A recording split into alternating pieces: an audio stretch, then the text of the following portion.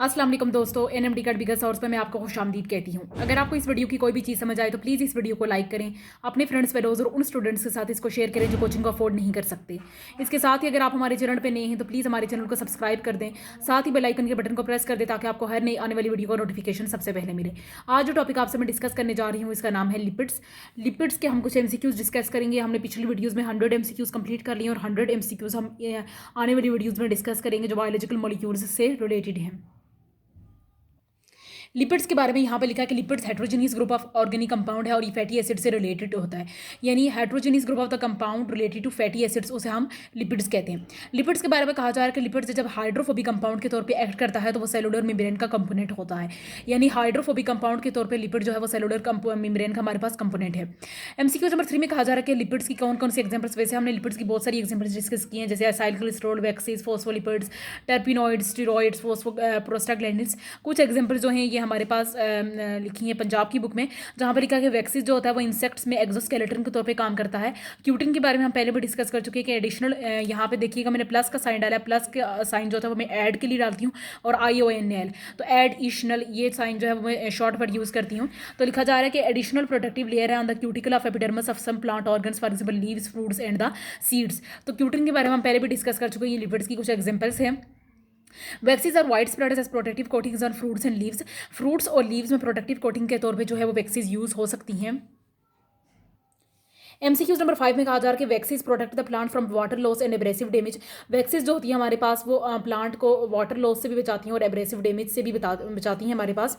Waxes के बारे में लिखा हुआ है कि mixture of long chain of alkanes, ये आपने बात जो है वो जेन में रखनी है, एल्केन्स, क्योंकि जब हमने पढ़ा था हम कुछ और चीज़ों को डिस्कस करते हैं, जैसे एसाइल कोलेस्ट्रॉल को हम डिस्कस करते हैं तो हम कहते हैं कि वो कंपोनेंट है ईस्टर ऑफ ग्लाइसरोल और फैटी एसिड। तो ये चीज़ें अक्सर मिक्स हो जाती हैं, तो आपने याद रखना कि वैक्सीज जो हैं वो लॉन्ग चेन ऑफ एल्कोहल्स हैं।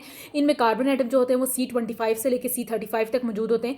C25 से लेकर C35 तक जितने भी ऑड नंबर्स हैं, जैसे 25, 27, 29, 31, 33 और 35, ये सब ऑड नंबर्स मौजूद हैं। यहाँ पे हमारे पास वैक्सीज मौजूद होती हैं, इसमें एल्कोहल्स, कीटोन्स, ईस्टर्स, सब चीज़ें जो है हमारे पास शामिल होती हैं। इंसेक्ट्स के बारे में लिखा हुआ है कि इंसेक्ट्स भी हमारे पास वैक्स को सिक्रीट करते हैं। एमसीक्यूज नंबर 8 में कहा जा रहा है कि waxes provide the water barrier for insects, birds and animals such as sheep. Waxes जो होती है हमारे पास वाटर के बैरियर के तौर पे काम करती हैं इंसेक्ट्स में, एनिमल्स में और शीप्स वगैरह में। एमसीक्यूज नंबर 9 में कहा जा रहा है कि फॉस्फोलिपिड्स और डेरिवेटिव्स होते हैं फॉस्फेटिडिक एसिड के, और ये ग्लाइसरॉल फैटी एसिड और फॉस्फेरिक एसिड से मिलकर बने होते हैं। ये चीज़ हम पहले भी डिस्कस कर चुके हैं अपने फेडरल की बुक में। आगे लिखा है एमसीक्यूज नंबर 10 में लिखा है कि phospholipids are widespread in bacteria and animal and plant cells and are frequently associated with membranes. Phospholipids होते हुए बैक्टीरिया, एनिमल्स में और प्लांट सेल में आपने देखा होगा अक्सर सेल मेम्ब्रेन्स में मौजूद होते हैं। एनिमल में तो खैर हमारे पास सेल वॉल मौजूद नहीं होती है, लेकिन बैक्टीरिया वगैरह में, ये प्लांट सेल्स में हमारे पास जो मौजूद होती हैं सेल मेम्ब्रेन्स, उनमें फॉस्फोलिपिड्स फ्रीक्वेंटली पाए जाते हैं और उनकी मेम्ब्रेन्स में पाए जाते हैं। प्लाज्मा मेम्ब्रेन की यहाँ पे बात की जा रही है। एमसीक्यूज नंबर 11 में कहा जा रहा है कि नाइट्रोजीनियस बेसिस, जैसे हमारे पास कोलिन, इथेनॉल, अमाइन, सीरीन और इनोसिटोल जो हैं ये इंपॉर्टेंट कंपोनेंट है फॉस्फोलिपिड्स के। आपने पढ़ा होगा कि फॉस्फोलिपिड तभी बनता है जब फॉस्फेटिडिक एसिड इनमें से किसी भी एक नाइट्रोजीनियस बेस के साथ अटैच्ड होता है। जब हमारे पास फॉस्फोलिपिड किसी भी एक नाइट्रोजीनियस बेस के साथ अटैच्ड होगा फॉस्फेटिडिक एसिड, तो तभी हमारे पास फॉस्फोलिपिड बनेगा। एमसीक्यूज नंबर 12 में कहा जा रहा है कि टर्पिनॉइड्स होते हैं वो large and important group of compounds हैं। टर्पिनॉइड्स के बारे में हम पहले भी पढ़ चुके हैं कि ये डिराइव्ड लिपिड की टाइप्स हैं और ये आइसोप्रीन यूनिट से मिलकर बनी होती हैं। यहाँ पे लिखा हुआ कि made of the simple repeating units, जिन्हें हम आइसोप्रेनॉइड यूनिट्स कहते हैं। टर्पिनॉइड्स के बारे में लिखा हुआ है कि डिफरेंट वेज में कंडेंस होती हैं और डिफरेंट कंपाउंड्स बनाती हैं, जैसे कि हमारे पास रबर है, कैरोटिनॉइड्स है, स्टीरॉइड्स है और टर्पिनॉइड है। स्टीरॉइड्स के बारे में हम पढ़ते हैं कि स्टीरॉइड्स होते हैं वो प्रिकर्सर ऑफ प्रोटीन्स होती हैं। कैरोटिनॉइड्स के बारे में आपको पता है कि ये एसेसरी पिगमेंट्स होती हैं, हमने चैप्टर नंबर 4 में इनको अच्छे से डिस्कस किया है। तो अगर आप कैरोटिनॉइड की डिटेल से पढ़ना चाहती हैं तो आप चैप्टर नंबर 4 की प्लेलिस्ट चेक कीजिएगा इस चैनल पर। रबर और टर्पीन्स वगैरह बनाते हैं। एमसीक्यूज नंबर 13 में लिखा है कि nucleic acids are first isolated by F Miescher, एक साइंटिस्ट है हमारे पास, उन्होंने इसको फर्स्ट टाइम आइसोलेट किया है। हमने फेडरल की बुक में न्यूक्लिक एसिड के बारे में जो स्टडी किया था, हमने उसकी डेट पढ़ी थी कि न्यूक्लिक एसिड को फर्स्ट टाइम 1869 में जो है वो आइसोलेट किया गया। वहाँ पे साइंटिस्ट का नाम नहीं था। पंजाब की बुक में साइंटिस्ट का नाम लिखा जिनका नाम है एफ माइस्चर, उन्होंने न्यूक्लिक एसिड को फर्स्ट टाइम आइसोलेट किया from the pus cell of white blood cells, या आप उसे ल्यूकोसाइट्स भी कह सकते हैं। यहाँ पे हमारे पास जो है एमसीक्यूज नंबर 14 मौजूद है और डीएनए के बारे में लिखा हुआ कि डीएनए क्रोमोसोम्स में मौजूद होता है, न्यूक्लाई ऑफ द सेल्स में यानी न्यूक्लियस में मौजूद होता है, और कुछ लेसर अमाउंट में ये माइटोकॉन्ड्रिया और क्लोरोप्लास्ट में भी मौजूद होता है। क्रोमोसोम्स और न्यूक्लियस का फंक्शन तो आप शुरू से पढ़ते आ रही है। डीएनए में डीएनए का क्या फंक्शन होता है, क्रोमोसोम्स ये मतलब जेनेटिक इन्फॉर्मेशन को ट्रांसमिट करने का काम करते हैं।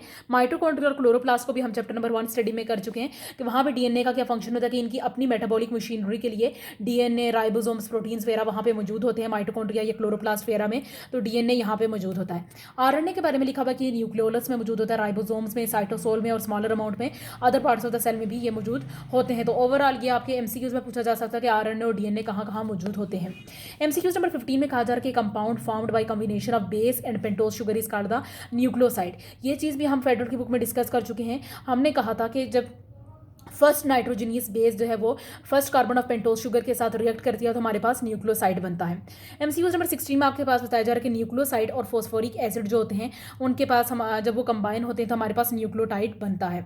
न्यूक्लियोसाइड और फॉस्फोरिक एसिड जब कंबाइन होते हैं हमारे पास तो न्यूक्लियोटाइड बनता है। आगे एमसीक्यूज नंबर 17 में कहा जा रहा है कि डीऑक्सीराइबोज और राइबोज, ये हमारे पास दो पेंटोज शुगर मौजूद है। यहाँ पे आप देखिएगा डीऑक्सीराइबोज और राइबोज के बारे में कहा जा रहा है कि इनके दरमियान क्या डिफरेंस है। लिखा कि डीऑक्सीराइबोज में 1 oxygen atom remove from the OH group and carbon number 2 at carbon number 2। कहा जा रहा है कि कार्बन नंबर 2 में से कार्बन नंबर 2 जब आपके पास डीऑक्सीराइबोज में मौजूद होता है तो वहाँ से एक ऑक्सीजन एटम को रिमूव कर दिया जाता है OH ग्रुप में से। ओवरऑल कहने का मतलब यह है कि कार्बन नंबर 2 पे जो OH ग्रुप मौजूद है वहाँ से अगर मैं ऑक्सीजन को रिमूव कर देती हूँ तो मेरे पास डीऑक्सीराइबोज बन जाता है। लेकिन अगर राइबोज में हम ऑक्सीजन को नहीं रिमूव कर देते हाइड्रोक्साइल ग्रुप से तो वह राइबोज ही रहता है। ATP के बारे में कहा जा रहा है कि एक इंपॉर्टेंट न्यूक्लियोटाइड है, यानी ये भी एक इंपॉर्टेंट न्यूक्लियोटाइड है। इंपॉर्टेंट एमसीक्यूज नंबर 19 में कहा जा रहा है कि DNA is made up of the 4 kinds of the nucleotides. DNA जो होता है वो 4 काइंड्स ऑफ न्यूक्लियोटाइड से मिलकर बना होता है। एमसीक्यूज नंबर 20 में आपको 4 काइंड्स ऑफ न्यूक्लियोटाइड्स नजर आ जाएंगी। D adenosine monophosphate, D guanosine monophosphate, D cytidine monophosphate and D thymine monophosphate. ये 4 वो न्यूक्लियोटाइड्स हैं जिनसे मिलकर हमारे पास डीएनए बनता है। एमसीक्यूज नंबर 21 में कहा जा रहा है कि DNA controls the properties and potential activities of the cell. DNA हमारे पास प्रॉपर्टीज और potential activities of the cell को कंट्रोल करता है। हमारे सब जेनेटिक इन्फॉर्मेशन को कंट्रोल करने के लिए रिस्पॉन्सिबल जो होता है हमारे पास डीएनए ही होता है। एमसीक्यूज नंबर 22 में कहा जा रहा है कि 4 nucleotides in DNA are united with one another through the phosphodiester linkage in specific sequence to form the long chain called the polypeptide chain. कहने का मतलब यह है कि ये जो डीएनए में 4 न्यूक्लियोटाइड्स होती हैं ये एक दूसरे के साथ कैसे अटैच्ड होती हैं, फॉस्फोडाइस्टर लिंकेज के जरिए से एक दूसरे के साथ अटैच्ड होती हैं और लॉन्ग चेन बनाती हैं जिसे हम पॉलीपेप्टाइड चेन कहते हैं। ये अगर आपसे पूछा जाए कि जो 4 न्यूक्लियोटाइड्स डीएनए में मौजूद है वो एक दूसरे के साथ कैसे अटैच्ड हैं तो आपने बताना है कि फॉस्फोडाइस्टर लिंकेज के साथ अटैच्ड हैं। NAD के बारे में लिखा हुआ कि एक एग्जाम्पल है डाइन्यूक्लियोटाइड की। ये इंपॉर्टेंट कोएंजाइम होता है सेवरल ऑक्सीडेशन रिडक्शन रिएक्शंस में सेल में। ये चीज़ भी हम पढ़ चुके हैं कि NAD आपने अक्सर पढ़ा होगा कि चैप्टर नंबर 4 में जब हमने पढ़ा था फोटोसिंथेसिस और रेस्पिरेशन को डिस्कस किया था तो वहाँ पे हमारे पास जो मिले थे हमने कहा था कि ऑक्सीडेशन रिडक्शन रिएक्शन में ये डिहाइड्रोजिनेज के तौर पर भी काम करता है। MCQs नंबर 24 में कहा जा रहा है कि percentage of adenine in the main. ये परसेंटेजेस की जो MCQs है हमारे पास न्यूक्लियोटाइड्स की ये पंजाब की बुक में मौजूद है टेबल में। मैंने इसको कन्वर्ट कर दिया MCQs में। कहा जा रहा है कि एडिनाइन की परसेंटेज जो मेन में मौजूद है वो 30.9 है। MCQs नंबर 25 में आपको बताया जा रहा है कि coiling of the 2 strands in DNA is opposite, they are coiled antiparallel to each other. कहा जा रहा है कि हमारे पास डीएनए में 2 पॉलीन्यूक्लियोटाइड चेन्स होती हैं और दोनों पॉलीन्यूक्लियोटाइड चेन्स होती हैं वो एंटी पैरेलल होती हैं। एक चेंज होती है वो 5 से 3 की तरफ मूव करती है और दूसरी चेंज होती है वो 3 से 5 की तरफ मूव करती है। हमने ये चीज़ भी वाटसन एंड क्रिक मॉडल में डिस्कस की थी। आगे हमारे पास MCQs नंबर 26 है जिसमें कहा जा रहा है कि the 2 polypeptide chains in DNA are held together by the weak bonds hydrogen bonds. ये भी हमने पढ़ा था कि डीएनए में 2 पॉलीपेप्टाइड चेन्स होती हैं वो हाइड्रोजन बॉन्ड्स के साथ अटैच होती हैं। जैसे एडिनाइन और थाइमीन जो है हमारे पास वहाँ पे 2 बॉन्ड्स होते हैं और साइटोसिन और गुआनिन जो है उनमें हमारे पास होते हैं वो 3 बॉन्ड्स मौजूद होते हैं। आगे हमारे पास MCQs नंबर 27 है जिसमें कहा जा रहा है कि adenine opposite to thymine and guanine is opposite to cytosine. ये भी हमने पढ़ा है पहले कि एडिनाइन हमेशा जो होता है वो थायमीन के साथ बॉन्ड बनाता है और साइटोसिन हमेशा जो होता है वो गुआनिन के साथ बॉन्ड बनाता है। MCQs नंबर 28 में कहा जा रहा है कि 1 angstrom equals to 100 million of the centimetre. कहा जा रहा है कि 1 एंगस्ट्रॉम जो होता है वो 100 मिलियन सेंटीमीटर के इक्वल होता है। वन एंगस्ट्रॉम के बारे में आप पहले भी पढ़ चुके हैं, हम केमिस्ट्री में अगर स्टडी कर चुके हैं चैप्टर नंबर 2 को फेडरल की बुक में, तो हमने कहा था कि वन एंगस्ट्रॉम जो था वो 10⁻⁻10 मीटर के इक्वल होता है। एमसीक्यूज नंबर 29 में कहा जा रहा है कि 2 strands of the DNA are bound around each other so that there are 10 base pairs in each turn of about 34 angstrom units. हमने ये बात भी पढ़ी है कि each turn of the duplex consist of the 10 base pairs, यानी हमारे पास जो डीएनए स्ट्रक्चर है वो डुप्लिक्स स्ट्रक्चर है, तो हर डुप्लिक्स में जो हमारे पास जो है वो 10 बेस पेयर्स मौजूद होते हैं, वो 34 एंगस्ट्रॉम यूनिट्स हमारे पास मौजूद हैं वहाँ पे। एमसीक्यू नंबर 30 में कहा जा रहा है कि amount of DNA is fixed for the particular species as it depends upon the number of chromosomes. हर पर्टिकुलर स्पीशीज में, जैसे अगर मैं कहूँ कि मेन में जो है वो 23 क्रोमोसोम्स के सेट्स मौजूद है, तो उसके अकॉर्डिंग हमारे पास जो है वो डीएनए मौजूद होगा। बर्ड्स में डिफरेंट है, डिफरेंट एनिमल्स में डिफरेंट होता है, तो जितने आपके पास क्रोमोसोम्स मौजूद होंगे उस अमाउंट के लिहाज से आपके पास डीएनए जो होता है वो मौजूद होता है। एमसीक्यू नंबर 31 में आपके पास बताया जा रहा है कि amount of DNA in the germ cell यानी sperm and ova is about 1/2 of that of the somatic cell. यानी जितने भी डीएनए आपके पास सोमैटिक सेल में मौजूद होता है उससे हाफ अमाउंट में डीएनए जो होता है वो आपके स्पर्म या ओवा में मौजूद होता है। स्पर्म या ओवा जो होता है वो एग को कहते हैं, और स्पर्म हमारे पास जो होता है वो मेल रिप्रोडक्टिव स्ट्रक्चर में मौजूद होता है। उसमें कहा जा रहा है कि अमाउंट ऑफ डीएनए जो होता है वो इनमें हाफ अमाउंट में मौजूद है as compare to the somatic cell. Adenine की अमाउंट बताई जा रही है आपके पास शीप में, अमाउंट या परसेंटेज क्या एडिनाइन की, तो आप उसे कह सकते हैं 29.3 मौजूद है। फॉस्फोरिक एसिड के बारे में बताया जा रहा है कि is ability to develop the ester linkage with the OH group of the pentose sugar. Phosphoric acid हमारे पास H3PO4 लिखा है, कहा जा रहा है कि इसके पास वो एबिलिटी है कि ये OH ग्रुप को पेंटोज शुगर के साथ अटैच करता है with the help of Easter linkage, यानी ईस्टर की मदद से। एमसीक्यू नंबर 34 में आपके पास बताया जा रहा है कि percentage of adenine in the wheat is, wheat में परसेंटेज क्या होती है एडिनाइन की, तो हम उसे 27.3% कह सकते हैं। मैसेंजर आरएनए के बारे में हमारे पास लिखा है कि जेनेटिक इन्फॉर्मेशन को कैरी करता है to the ribosomes where amino acids are arranged according to the information. Info जो है मैंने वो इन्फॉर्मेशन के लिए ये वर्ड यूज़ किया यहाँ पे। अमाइनो एसिड्स के बारे में लिखा हुआ है are according to the information और messenger RNA to form the specific protein molecule.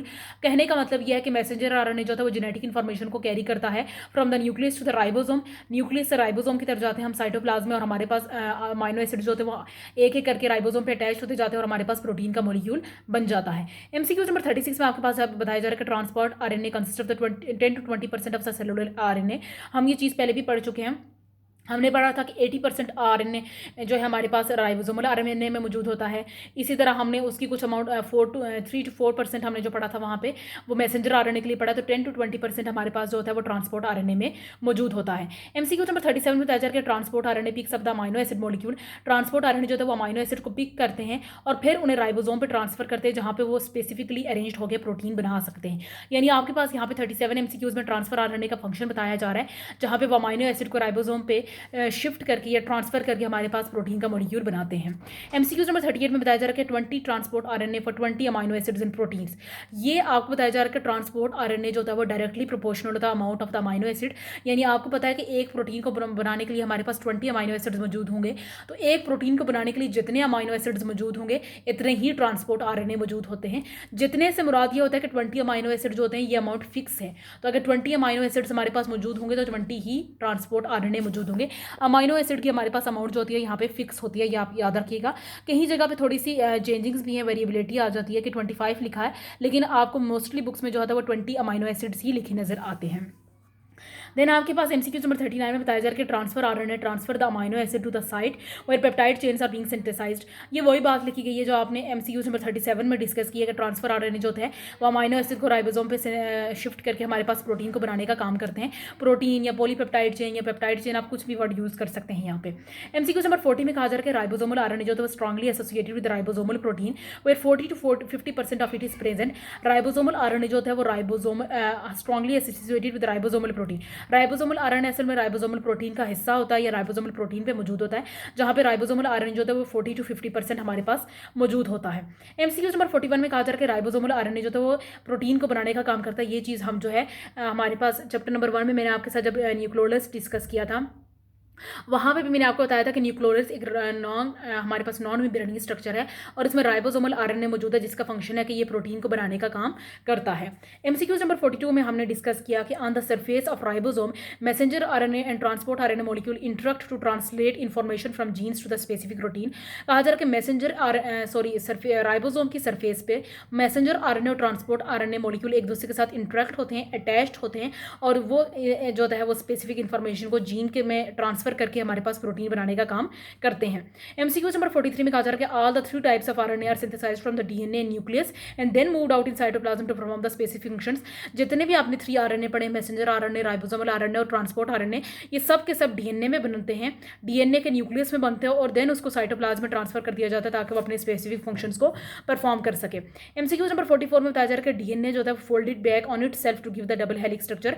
Sorry, DNA कह रही हूँ, RNA जो होता है, वैसे तो हमने पढ़ा कि आरएनए जो होता है वो कभी भी डबल स्ट्रैंडेड स्ट्रक्चर नहीं हो सकता, लेकिन कुछ केसेस जहाँ पे कॉम्प्लीमेंट्री बेसिस एक दूसरे के साथ अटैच्ड होती हैं, बॉन्ड होती हैं, वहाँ पे आरएनए अपने ही ऊपर फोल्ड करना स्टार्ट कर देता है और फिर वो डुप्लीक्स यानी डबल स्ट्रैंडेड स्ट्रक्चर हमारे पास बना सकता है। MCQ नंबर 45 में आपके पास बताया जा रहा है कि RNA synthesised by DNA in a process called the translation. RNA जब डीएनए से कैसे बनता है उस प्रोसेस को हम कहते हैं ट्रांसक्रिप्शन कहते हैं। सॉरी, ट्रांसलेशन का जो प्रोसेस होता है, ट्रांसलेशन हम कहते हैं। Protein synthesis is also known as translation और आरएनए का बनना डीएनए के प्रोसेस के जरिए से उसे हम ट्रांसक्रिप्शन कहते हैं। MCQ नंबर 46 में बताया जा रहा है कि percentage of yeast in adenine, adenine में यीस्ट की क्या परसेंटेज है, तो हम उसे 31.3 कहते हैं। 47 MCQs में कहा जा रहा है कि due to the unique properties of carbon it occupies a central position in the skeleton of the life. एक कार्बन की ही बात नहीं है, जहाँ पे हमारे पास 4 ग्रुप से जितने भी बिलोंग करते हैं, कार्बन, सिलिकॉन, सल्फर, हमारे पास आगे GA, IN और जितने भी 4 ग्रुप में आपके पास आते हैं उनके पास एक स्पेसिफिक प्रॉपर्टीज़ होती हैं। हमारे पास 4 ग्रुप से बिलोंग करने वाले इलेक्ट्रोपॉजिटिव भी होते हैं और इलेक्ट्रोनेगेटिव भी होते हैं। इनकी बड़ी मीडियोकर टाइप प्रॉपर्टीज़ होती हैं जिसमें ये इलेक्ट्रोपॉजिटिव और इलेक्ट्रोनेगेटिव यानी दोनों करेक्टरिस्टिक्स को लेकर चल रहे होते हैं, इसलिए इनकी एक सेंट्रल पोजीशन होती है हमारे पास पूरे पीरियोडिक टेबल में। MCQ नंबर 48 और कार्बन तो उसमें सबसे ज़्यादा एक सेंट्रल रोल प्ले कर रहा होता है।